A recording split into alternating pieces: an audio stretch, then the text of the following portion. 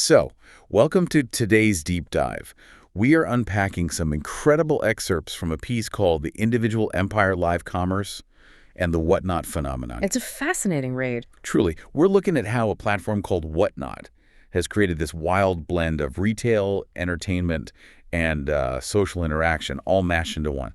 Okay, let's unpack this because I really want to set the stakes for you right out of the gate. Please do. This is not just some quirky niche internet trend for people with too much free time. This is a profound reconfiguration of how goods are bought and sold. And maybe more importantly, exactly who gets to participate in the economy. That is the crucial distinction to make here. We are looking at a fundamental shift in the actual mechanics of retail. Yeah. To truly understand why that seller in Birmingham is suddenly finding success, we have to look at the underlying friction she is solving for her buyers. Right, because live selling itself isn't a brand new invention. I mean, television shopping channels have been around for decades. Exactly, QVC and all that. Yeah, we've all seen the late-night infomercials. Yeah. And social commerce has been creeping into our feeds on Instagram and TikTok for a while now. It has, but what the source text highlights is that platforms like Whatnot represent a convergence of these older formats into something entirely different. How so? Well, it's immediate. It's highly participatory. Sellers broadcast live video streams holding up clothing, cosmetics, collectibles, electronics, whatever it is. And the viewers are bidding right then and there. In real time. The transactions don't take days to process. They're completed in seconds. And it's driven just as much by the energy and the momentum of that specific moment as it is by the actual value of the product. I hear that, but I'm looking at this and thinking, a live video doesn't change the fact that the seller is a complete stranger. Right. Why does seeing someone hold up a vintage sweater inherently make me trust them more than, say, a high-resolution photo from an official verified retailer? It's a good question. Because the UK has historically had a massive amount of skepticism around buying secondhand goods online. You see a picture of a used item and immediately wonder, is that a shadow or is that a stain? Is it actually authentic? What's fascinating here is how live commerce completely collapses the distance between the buyer and the seller. It targets human psychology. Okay, unpack that a bit. In a traditional e-commerce setup, the friction is incredibly high. If you have a question about that sweater's condition, you submit a form or send an email. And then you wait days for an answer. Exactly. On a live stream, you just type the question in the chat.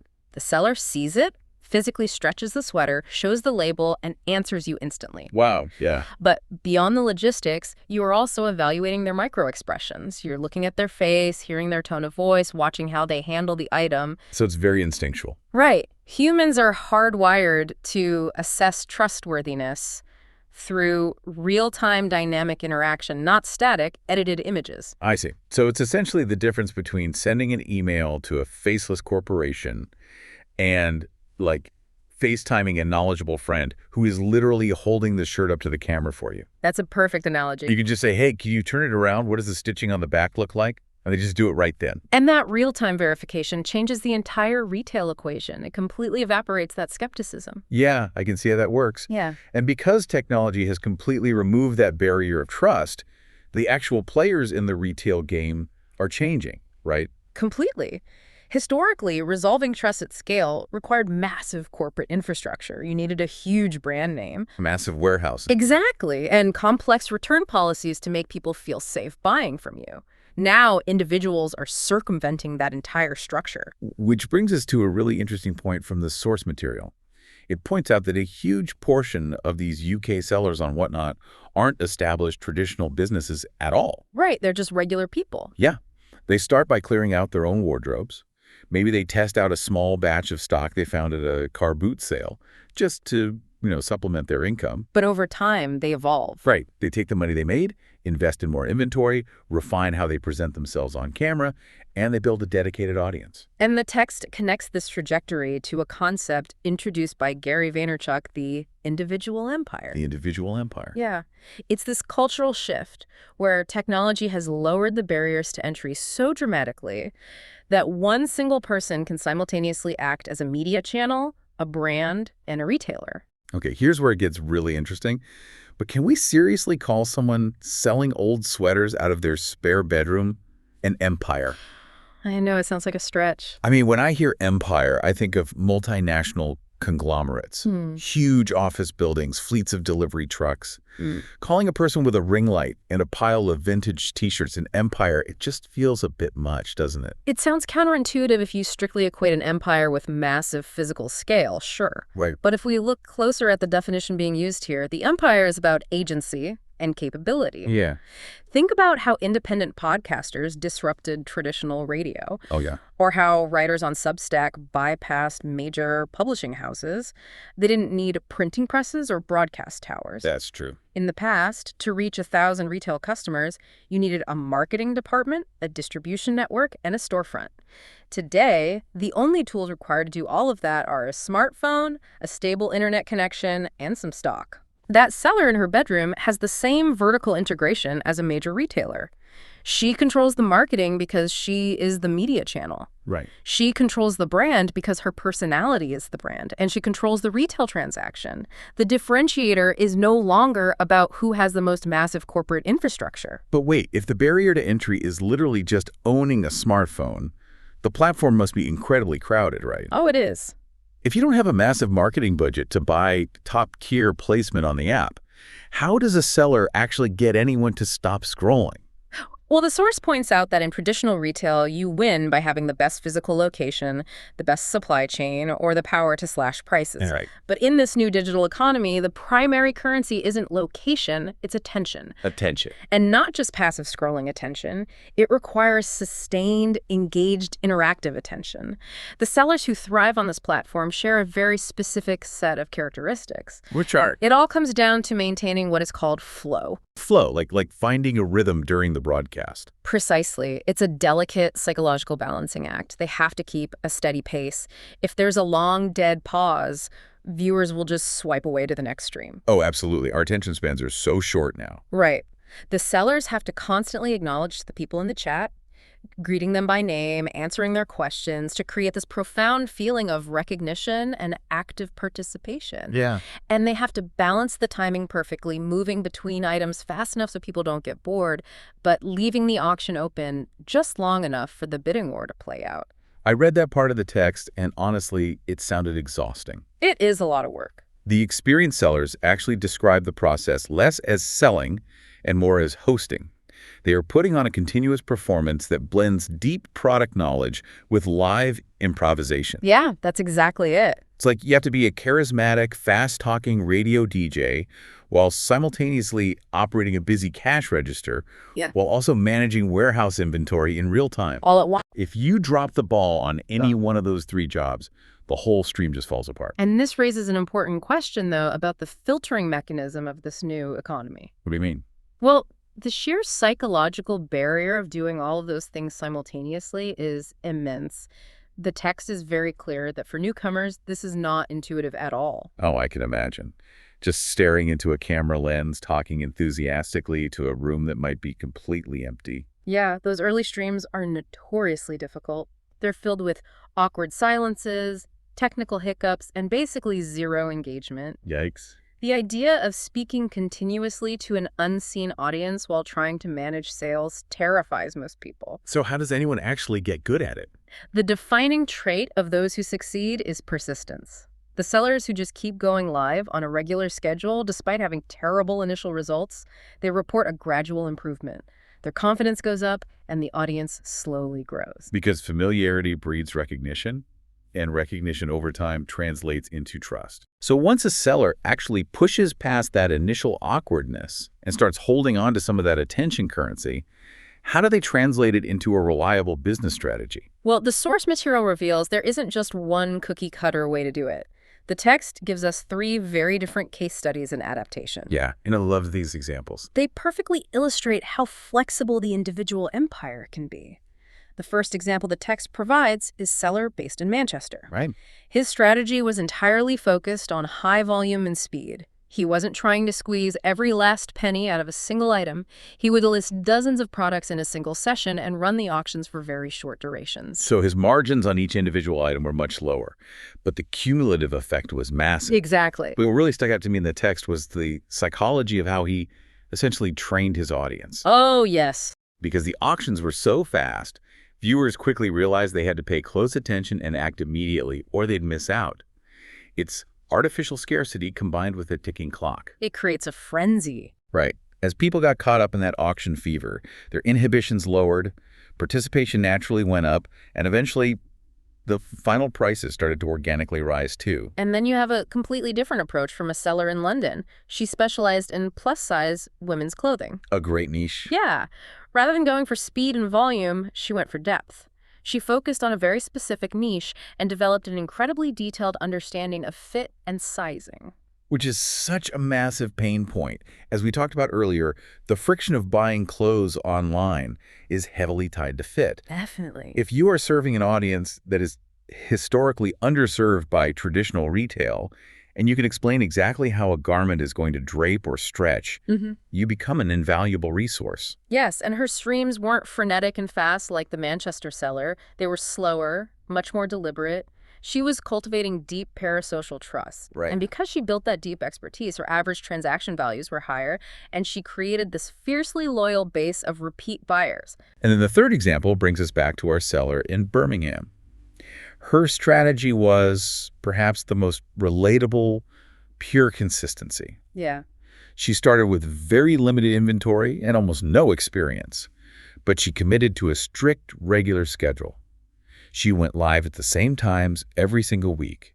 At first, almost nobody watched. Right, just like the intro. But because she was always there, she built a habit loop for her viewers. A tiny group of regulars started showing up, kind of like tuning into a favorite television show. Yeah, and those early adopters became the bedrock of her community, slowly attracting more people until she had a steady, growing business. It's incredible. It really is. So if you're listening to this, you might be thinking, well, I'm never going to sell vintage sweaters on the internet, so what does this all mean for me? Right. The takeaway here for your own career or life is the sheer power of adaptation. In this new digital economy, you do not have to fit into a rigid corporate mold to be successful. Not at all. You just have to adapt to the demands of the format, using whatever your unique strengths are.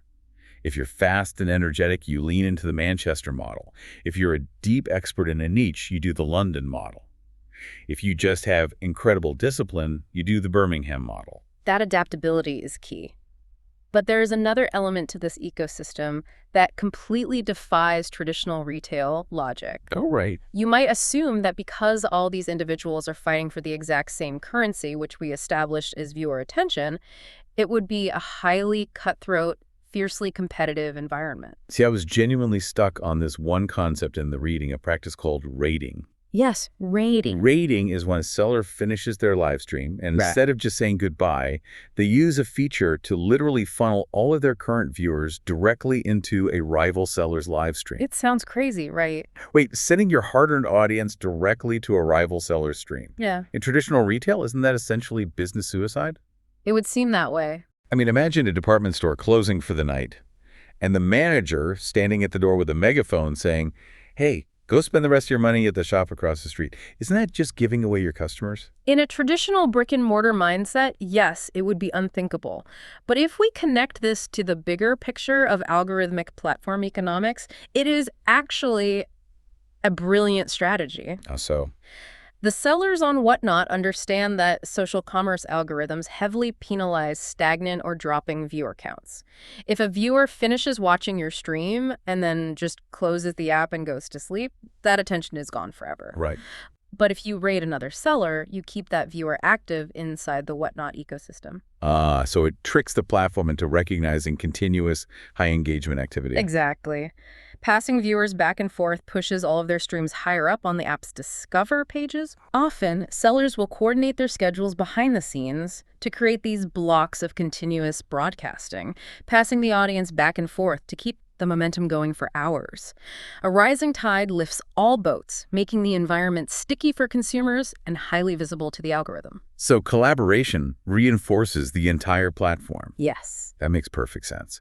But let's not paint this as a completely frictionless, collaborative utopia where everyone easily gets rich.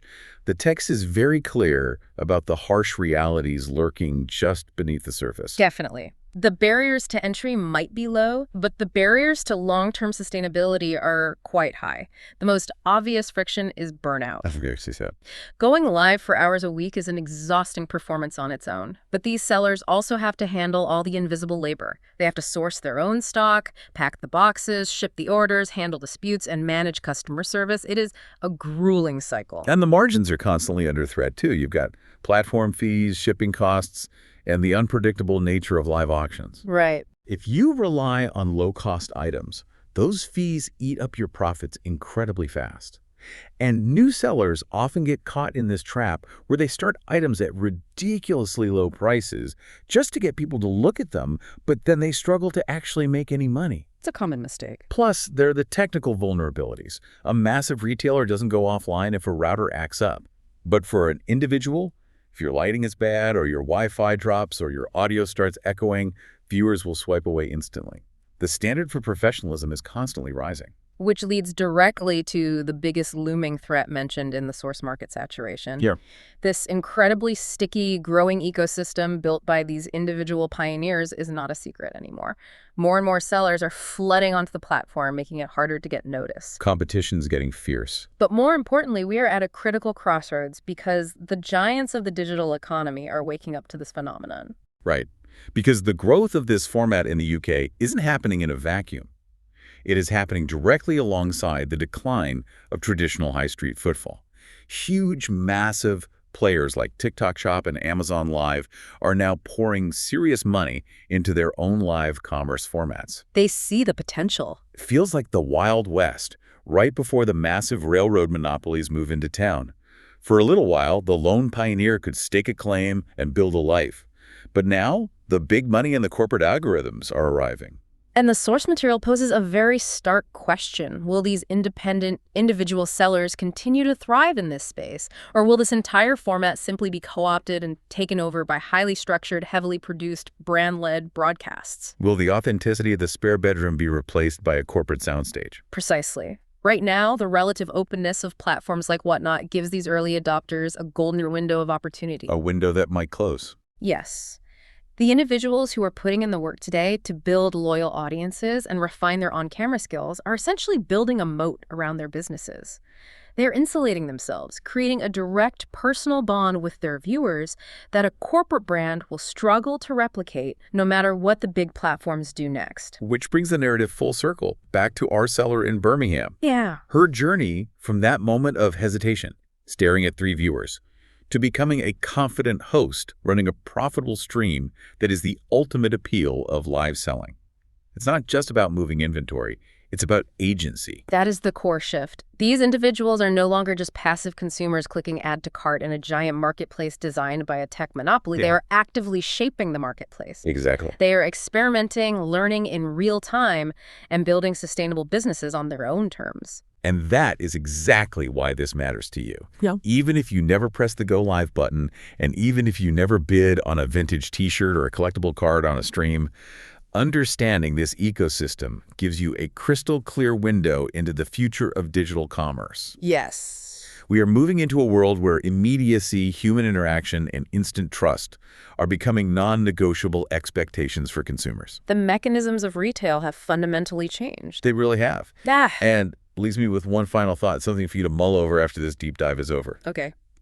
If live commerce truly collapses the distance between seller and buyer, and if it empowers everyday individuals to build highly trusted empires using nothing but a smartphone in their living room, what happens to the future of corporate brand loyalty? Ooh, that's a good question. Are we entering an era where our loyalty completely shifts away from a company's polished logo and attaches entirely to the face of a charismatic stranger broadcasting from their bedroom? It's a fascinating prospect. It really is. Until next time, keep diving deep.